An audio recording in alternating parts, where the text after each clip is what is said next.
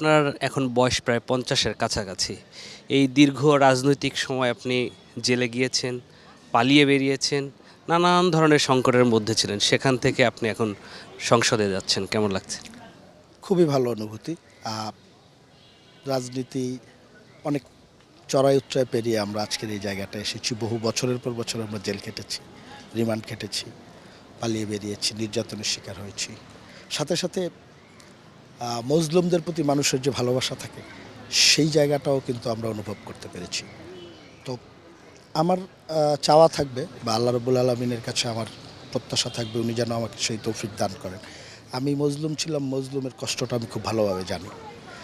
তার মনের অনুভূতি, তার পরিবারের আবেগ অনুভূতির বিষয়গুলো আমার চেয়ে ভালো কেউ জানে না। সেই জায়গাটা থেকে আমি যেন আ মানুষের পাশে এমনভাবে দাঁড়াতে পারি যেন আমি ওই মজলুমের অধিকারগুলোকে সবসময় সংরক্ষণ করতে পারি। এটি রাজনৈতিকভাবে যেমন আ আ প্লাস ব্যক্তিগতভাবেও আমাদের ঠিক তেমনই। একদিকে এটি লক্ষ্মীপুর থেকে শুরু হয়েছে, শেষ হয়েছে গিয়ে শরীয়তপুরে। তো জায়গাটি যে আসলে খুবই দুর্গম। তো আমরা চেষ্টা করেছি পায়ে হেঁটে, পুরোটাই পায়ে হেঁটে, এখানে গাড়ি চলে না। নৌযান ব্যবহার করে আমরা কাজ করেছি দীর্ঘ সময়। আর শেষের ১৮ দিন তো আনুষ্ঠানিক প্রচারণা করেছি। আমরা মানুষের সাথে কাজ করেছি, মানুষের ব্যাপক সাড়া পেয়েছি। মানুষকে ভালোবাসার চেষ্টা করেছি, মানুষ সে ভালোবাসার প্রতিদান দিয়েছে। এই যে ১৮ দিন আপনি চললেন, পায়ে হেঁটে চলছেন। এটা তো খুবই কষ্টসাধ্য যেহেতু নদীমাতৃক সময় জায়গা। এই মানুষগুলোকে কিভাবে কানেক্ট করলেন? আমরা চেষ্টা করেছি প্রত্যেকটি ঘরে, ঘরে যাওয়ার জন্য। আবার শেষের দিকে কিছু উঠোন বৈঠক, একেবারে শেষের ২ দিন সমাবেশ করেছি। আপ এখানে সুবিধা হলো আমরা এই মানুষগুলোর অন্তরের যে চাওয়া পাওয়া এই বিষয়গুলো সম্পর্কে জানি। কারণ আমাদের বা জন্ম ওইখানে, বেড়ে ওঠা ওইখানে, স্কুল, কলেজ শেষ করে আমরা ঢাকা বিশ্ববিদ্যালয়ে আসার আগ পর্যন্ত তো ওইখানেই ছিলাম। পরবর্তীতে আমাদের পরিবারের সব সদস্য ওইখানে থাকেন। আমার মাও থাকেন, আমিও থাকি, আমার বোনরাও থাকেন। তো সেই জায়গায় মানুষগুলোর সাথে আমাদের অনেক দিনের পুরনো সম্পর্ক। অনেকের সাথে আত্মীয়তা আছে। আমার বাবা শিক্ষক ছিলেন, অনেকের সাথে তার আ শিক্ষা প্রতিষ্ঠান নিয়ে সম্পর্ক আছে।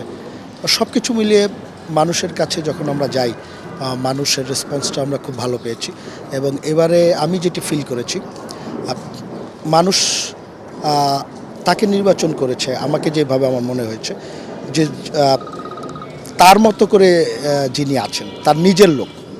আ তার মতো করে যিনি ভাবতে পারেন এবং সেই ভাবনাটা যখন আমরা তার কাছে প্রকাশ করেছি, ওই জিনিসটি মানুষ রেসপন্স করেছে। মানুষ আমাকে নির্বাচিত করেছে আমার মনে হয় তার নিজের প্রতিচ্ছবি আমার মাঝে দেখতে পেয়েছে, তার এলাকার সন্তানের প্রতিচ্ছবি দেখতে পেয়েছে। এ কারণেই মানুষের অনেক ব্যাপক সমর্থন এবং ভালোবাসা পেয়েছি আমরা। এটা আমার ১ম নির্বাচন। আ আমার কাছে অনুভূতিটা ভিন্ন রকম। আর এই মুহূর্তে অনুভূতি হলো আ আমি একটি বিশাল চ্যালেঞ্জ অনুভব করছি। কারণ মানুষের যে সমর্থন, সেই সমর্থনের পেছনে তাদেরকে যে স্বপ্ন দেখিয়েছি আমি, যেহেতু আপনি প্রথমেই বলেছেন অনুন্নত চরাঞ্চল, এই স্বপ্ন বাস্তবায়ন এবং তাদের আশা পূরণ করা এটা অনেক বড় চ্যালেঞ্জের বিষয়। আমি আমার যতখানি সামর্থ্য আছে সবটুকু দিয়ে চেষ্টা করব এই আ ভাগ্যবঞ্চিত যে মানুষগুলো, এই মানুষগুলোর জন্য আ তাদের পাশে থাকার জন্য। কারণ আমি এবং আমার পরিবারও কিন্তু তাদের একজন। সুতরাং তাদের অনুভূতি, তাদের চাওয়া পাওয়া, তাদের ভালো লাগা, তাদের ভালোবাসার জিনিসগুলো আমি খুব ভালোভাবে বুঝি, অনুভব করি। সেই জায়গাটা থেকে কাজ করার চেষ্টা করব এবং তাদের স্বপ্ন পূরণের জন্য আমার সর্বোচ্চটুকু দিয়ে আমি চেষ্টা করব। যেহেতু আপনি এমপি হয়েছেন, একটা বড় অংশ আপনাকে ভোট দেয় নাই। যে এমপি হয়েছেন সমগ্র আসনের জন্য। যারা ভোট দেয় না তাদের জন্য কি মেসেজ থাকবে? আমি এটা মনেই করি না। আমি নির্বাচিত হয়েছি, জনগণ আমাকে নির্বাচিত করেছে, আমি সব মানুষের প্রতিনিধি। কে আমাকে ভোট দিয়েছে দেয়নি এটি আমার কাছে বিবেচ্য বিষয় নয়।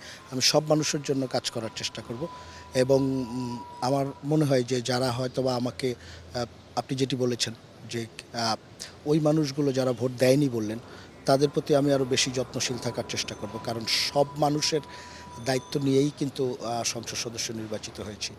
সেই জায়গাটায় প্রত্যেকটি মানুষের অধিকার সংরক্ষণের জন্য আমার সমান মনোযোগ এবং সমান দৃষ্টি থাকবে। উন্নয়নের ক্ষেত্রে কোন বিষয়টা অগ্রাধিকার দিবেন?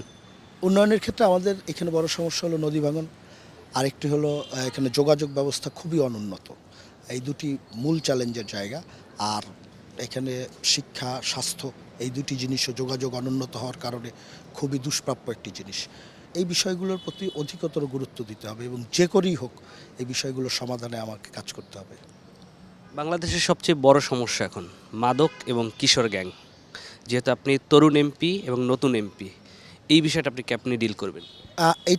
এটার দুইটা অংশ আছে। একটা অংশ হলো দেখেন আমাদের ছেলেদের বা মেয়েদের কথা যদি আমরা বলি, তাদের মানসিক এবং শারীরিক যে মেধা বিকাশের যে সুযোগগুলো, সেই সুযোগগুলো বিগত সরকারের আমল থেকে বহুদিন যাবৎ সংকুচিত হয়ে আসছে। আমাদেরকে একদিকে ছেলেদেরকে এই যে আপনার খেলাধুলার প্রতি মনোনিবেশ করতে হবে, মাঠগুলোকে আমাদের সংস্কার করে খেলার উপযোগী করতে হবে, সরকারি প্রশাসন কে খেলাধুলা সাংস্কৃতিক অনুষ্ঠানগুলোর বিষয়ে বেশি বেশি আয়োজনের উদ্যোগ নিতে হবে। এটি একটি পার্ট, আপনার ছেলে মেয়েদের মনোজগৎকে পজিটিভ ধারায় নিয়ে যাওয়ার বিষয়। আর পাশাপাশি প্রশাসনকে ব্যবহার করতে হবে, ব্যবহার করে এই যে যারা এই ধরনের একটি ন্যাক্কারজনক কাজ করে থাকে, মাদকের সাথে সংশ্লিষ্ট, তাদের বিরুদ্ধেও কঠিন ব্যবস্থা নিতে হবে। এই জায়গাটা আমাদের জিরো টলারেন্স থাকবে। কিন্তু আমার কাছে মনে হয় পার্ট দুইটি। আপনি শুধু মাদক নির্মূল করার কথা বলে বিষয়টি পরিপূর্ণতা আসবে না। একদিকে যেমন পুলিশ প্রশাসন বা অন্য যারা প্রশাসন থাকে, আইনশৃঙ্খলা বাহিনী, তারা কঠোরভাবে বিষয়টিকে নিয়ন্ত্রণ করবে। পাশাপাশি ছেলে মেয়েদেরকে মেধা বিকাশের জায়গাগুলোর তাদের যে পথটি, সেই পথটি উন্মুক্ত করতে হবে। দুটি কাজ যদি আপনি সমান্তরালভাবে করতে পারেন, তাহলে এই জায়গাটায় সফল হওয়া যাবে বলে আমি মনে করি, এবং আমি সেই কাজটি করার চেষ্টা করব।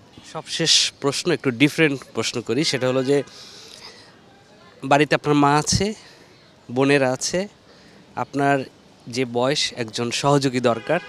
আমরা যতটুকু জানি আপনার সেই সহযোগী, অর্থাৎ আপনার বিবাহিত জীবনে কবে পদার্পণ করবেন, তা এটা নিয়ে কি সিদ্ধান্ত নিচ্ছেন? আসলে দেখতে দেখতে অনেক বেলা গড়িয়ে গেছে। এখন এই বিষয়টি আল্লাহর উপরে নির্ভর করছে। আল্লাহ যখন রহমত করবে বা যদি রহমত করে, তাহলেই কেবল বিষয়টি মানে বিষয়টা কি এরকম যে এমপি হওয়ার পর আপনি বিয়ে করছেন? না, বিষয়টি এরকম না। আমি আপনাকে বলেছি এটি আল্লাহর ইচ্ছা এখন, তাই না? বেলা তো অনেক গড়িয়েছে, এটিও যেমন সত্যি কথা। সেই জন্যই বললাম যে বিষয়টি আল্লাহ রাব্বুল আলামিন যেভাবে ফয়সালা করবেন সেভাবেই হবে।